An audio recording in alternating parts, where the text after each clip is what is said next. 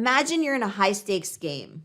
The tension's thick, the stakes are high, and you've got a secret magic card up your sleeve. This isn't a game of poker. It's the art of negotiation.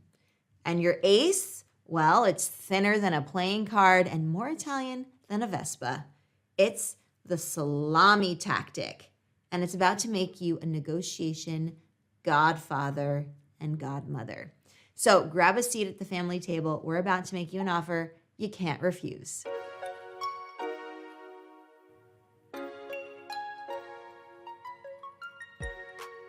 We're going to slice into the strategy that's been winning the game since the Roman Empire. You see, the salami tactic isn't about the grand gesture. No. It's all about the art of nuance. It's not the thunderous slam. It's the gentle tap. Small, precise, and disarmingly effective. They'll never see it coming. Close your eyes and imagine wandering the cobbled streets of ancient Rome, where the chatter and the charm of the marketplace envelop you. Amidst the stalls, your gaze lands on a treasure, a wheel of pecorino, rich and ripe. But here's a twist. You don't aim to claim the entire wheel at once. Instead, you artfully request just a sliver, then another, each as modest as the last. The merchant, charmed by your modesty, obliges. Slice by slice, your collection grows until, lo and behold, the whole wheel is yours. The merchant, none the wiser, offers a bemused smile as you depart, wheel in tow. This, my friends, is the salami tactic in its purest form. It's the craft of accumulating victory in delicate increments. It's not about the audacity of a single grand demand. Rather, it's the cumulative power of many smaller ones. This tactic transcends time, from the Roman bazaars to today's boardrooms, proving that sometimes the greatest gains are secured one slice at a time. So you're sitting in a meeting, the kind where big decisions are made. You've got a mental wish list, a raise, more vacation time, and that stunning office with the Central Park view. But you're playing the long game. You start with the raise, and not some pie-in-the-sky number that'll get you laughed out of the room. No.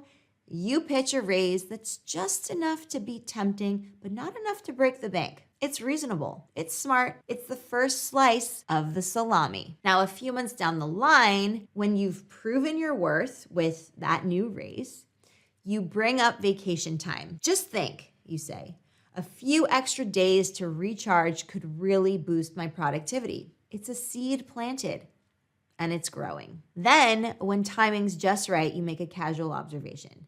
You know, the corner office has been empty for a while now. Seems like a complete waste of space. It's subtle, but it's there. The final slice. Now, before you know it, you're off signing on the full package. The raise, the days off, and the view from the top. And the best part, your boss thinks they've got a great deal too. It's a win-win, but you're the one with the whole salami. At the heart of negotiation lies the psychology of commitment, a silent conductor orchestrating each move and counter-move. It's a subtle but powerful force, much like gravity, unseen, yet undeniable. When someone agrees to a small request, it sets the wheels of commitment in motion, creating a pattern that's hard to break. It's the first yes that opens the door to the second and then the third. Consider the simple act of eating chips. You tell yourself you're just gonna have one, but once that salty crunch hits your taste buds, the bag's as good as empty. That's because each act of saying yes to another chip reinforces the behavior, making the next yes even more likely. It's a cycle of commitment that, once initiated, gains momentum like a snowball rolling down a hill. And in negotiations, this principle is your silent ally. Each affirmative response, each nod along the way, is a step on the path that's increasingly difficult to diverge from. It's not about manipulation. It's about understanding human nature. We are creatures of habit. We are creatures of consistency, after all. Once you've started saying yes, our own desire for consistency propels us forward. It's a psychological commitment that, once engaged, is as compelling as the next chip in the bag. Almost impossible to resist. See the whole salami. Navigating the negotiation table requires a keen eye, not just for the slice at hand, but for the entire salami. So always keep the big picture in mind. If you're only looking at the slices, then you're gonna miss the entire salami. It's easy to get caught up in the minutia, the back and forth of the immediate, but the real art lies in maintaining a vision of the end game. So this is where you see the whole salami.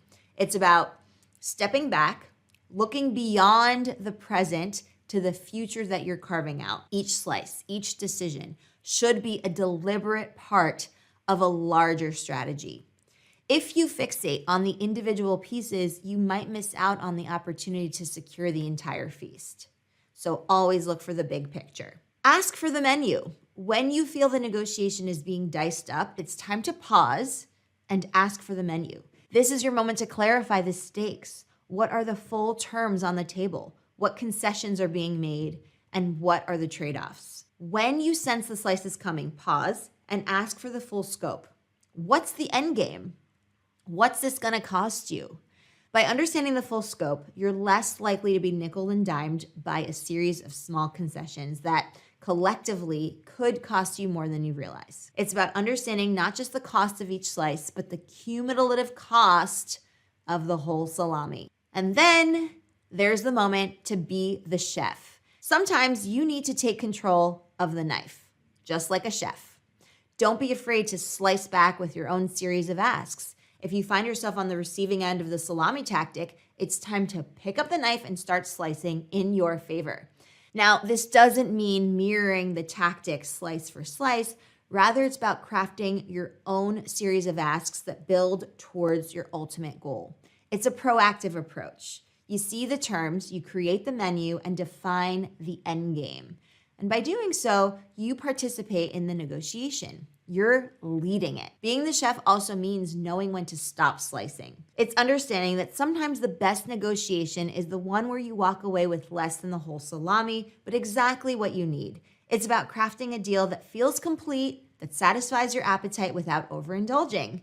After all, a master chef knows that the perfect meal is about quality, not just quantity. So in essence, these tips are about maintaining control, not just of the negotiation, but of yourself.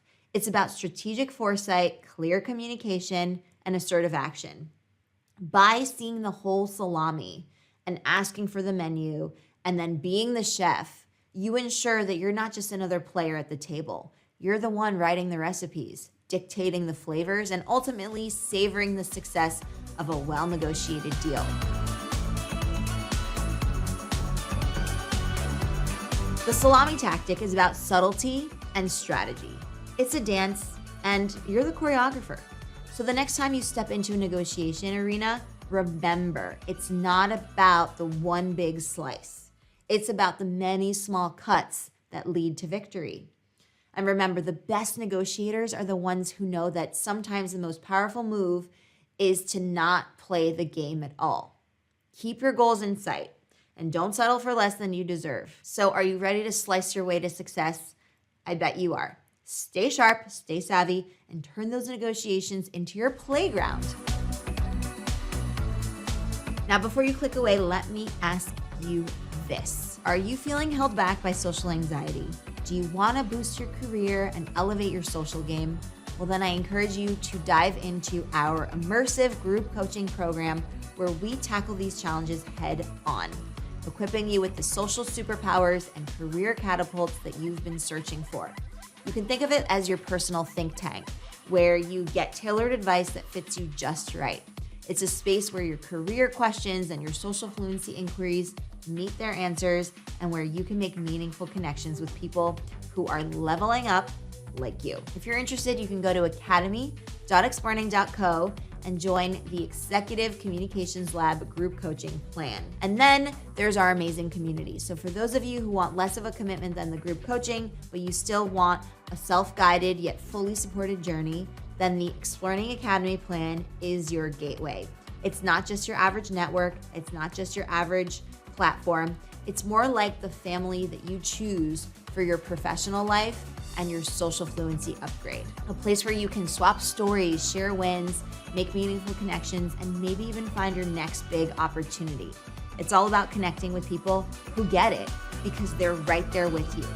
So come join us. The water's fine. For that, you can go to academy.explearning.co, and then you're gonna wanna look for Explearning Academy plan. For those of you who like a good stretch goal, we've got the 33-day Executive Excellence Challenge, which is available to you on both paid plans. It's not about transforming you overnight. That's not how excellence works. It's about those small daily steps that add up to big leaps and lead you to succeed.